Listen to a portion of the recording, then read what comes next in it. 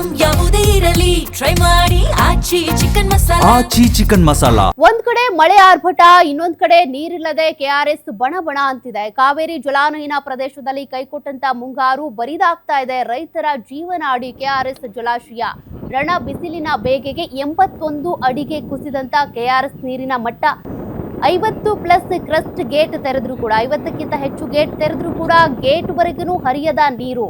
ಡ್ಯಾಂನ ಹಿನ್ನೀರಿನ ಪ್ರದೇಶದಲ್ಲಿ ನೀರಿಲ್ಲದೆ ಬಂಡೆಗಳು ದರ್ಶನ. ಇನ್ನು 11 TMC ನೀರಿನಲ್ಲಿ 5 TMC ಬಳಕೆಗೆ ಬಾರದ ಡೆಡ್ ಸ್ಟೋರೇಜ್. ಬಾಕಿ ಇರುವ 6 TMC ನೀರು ಇನ್ನೊಂದು ವಾರದಲ್ಲಿ ಖಾಲಿ ಆಗುತ್ತೆ.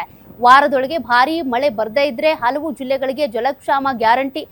ಇದರ ಮಧ್ಯೆ ತಮಿಳುನಾಡಿಗೆ ಜೂನ್ನ 6 TMC ನೀರು ಬೇರೆ ಕೊಡುವಂತ ಅನಿವಾರ್ಯತೆ ಇದೆ. ತಮಿಳುನಾಡು ಖ್ಯಾತೆ ತೆಗೆದ್ರೆ ಮತ್ತೆ ಕಾವೇರಿ ವಿವಾದ ಭುಗಿಲೇಳುವಂತ ಸಾಧ್ಯತೆ ಕೂಡ ಇದೆ. ಕೆಆರ್ಎಸ್ ಜಲಾಶಯ ಬರಿದಾಗ್ತಾ ಇರೋದ್ರಿಂದ ಜಿಲ್ಲೆಯ ರೈತರಲ್ಲಿ ಈಗ ಆತಂಕ ಮನೆ ಮಾಡಿದೆ. ರಾಜ್ಯದ ಹಲವೆಡೆ ಮುಂಗಾರು ಅಬ್ಬರಿಸ್ತಾ ಇದೆ. ಮುಂಗಾರು ಮಳೆಯಿಂದ ಒಂದು ಕಡೆ ರೈತರಿಗೆ ಅತಿವೃಷ್ಟಿಯಾಗಿದ್ದರೆ ಮತ್ತೊಂದು ಕಡೆ ಏನು ಅದರಲ್ಲೂ ಕೂಡ ಹಳೆ ಮೈಸೂರು ಭಾಗ ಎನಿಸುವಂಥ KRS ಜಲಾಶಯದಲ್ಲಿ ಮುಂಗಾರು ಮಳೆ ಈಗ ನಾಪತ್ತೆ ಆಗಿರುವಂಥದ್ದು. ಈಗಾಗಲೇ ಕೂಡ ಮುಂಗಾರು ಶುರು ಆಗಬೇಕಾಗಿತ್ತಾದರೂ ಕೂಡ ಈ ಭಾಗದಲ್ಲಿ ಮುಂಗಾರು ಮಳೆ ಇನ್ನೂ ಕೂಡ ಬರ್ತಾ ಇಲ್ಲ. ಹಾಗಾಗಿ ಏನು ಈ ಭಾಗದ ಜೀವನಾಡಿ ಎನಿಸಿರುವಂಥ KRS ಜಲಾಶಯ ದಿನೇ ದಿನೇ ಬರ್ತಾಗ್ತಾ ಇದೆ. ಅದರಲ್ಲೂ ಕೂಡ ಏನು ಈ ಬಾರಿಯ ರಣ ಬಿಸಿಲಿಗೆ KRS ಜಲಾಶಯದ ನೀರಿನ ಮಟ್ಟ ಸತತವಾಗಿ ಗಣನೀಯ ಕುಸಿತ ಕಂಡಿರುವಂಥದ್ದು. ಅದರಲ್ಲೂ ಕೂಡ KRS ನೀರಿನ ಮಟ್ಟ ಇದೀಗ 81 ಅಡಿಗೆ ಕುಸಿದಿರುವಂಥದ್ದು. ಈಗ ನಾನೀಗ KRS ಜಲಾಶಯದ ಹಿನ್ನೀರಿನ ಪ್ರದೇಶದಲ್ಲಿದ್ದೀನಿ. ನೀವು ಕೂಡ ದೃಶ್ಯದಲ್ಲಿ ನೋಡ್ತಾ ಇದ್ದೀರಿ. ಇವೇನು ಕಾಣ್ತಾ ಇದೆ ಇದು KRS ಜಲಾಶಯದ ಹಿನ್ನೀರಿನ ಪ್ರದೇಶ.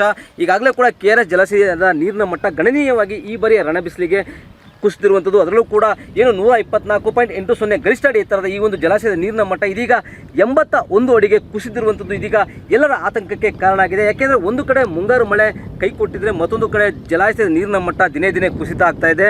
ಈಗಾಗಲೇ ಕೂಡ ಈ ಮುಂಗಾರು ಮಳೆ ಆರಂಭವಾಗಿ KRS ಜಲಾಶಯ ಬಹುತೇಕ ಒಂದು ಅರ್ಧ ಮಟ್ಟಿಗೆ ತುಂಬಬೇಕಾದಂಥ ಸಾಧ್ಯತೆ ಇರ್ತಿತ್ತು. ಕಳೆದ ವರ್ಷ ಕೂಡ ಜೂನ್ನಲ್ಲೇ ಬಹುತೇಕ KRS ಜಲಾಶಯ ಭರ್ತಿಯಾಗಿತ್ತು. ಆದರೆ ಈ ಬಾರಿ KRS ಜಲಾಶಯ ಬಹುತೇಕ ಬರಿದಾಗ್ತಾ ಇದೆ. ಯಾಕೆಂದರೆ ಏನು ಈ ಬಾರಿ ರಣ ಬಿಸಿಲು ಈ ಒಂದು ಜಲಾಶಯವನ್ನು ಸಂಪೂರ್ಣವಾಗಿ ಬರಿದು ಮಾಡುವಂತ ಕಾಣ್ತಾ ಇರುವಂಥದ್ದು. ಏನೀಗ ಬೃಹದ್ದಾಗಿದ್ದಂಥ ಈ ಒಂದು KRS ಜಲಾಶಯ ಈಗ ಕೇವಲ ಒಂದು ಚಿಕ್ಕ ಕೆರೆಯ ರೀತಿ ಕಾಣ್ತಾ ಇದೆ.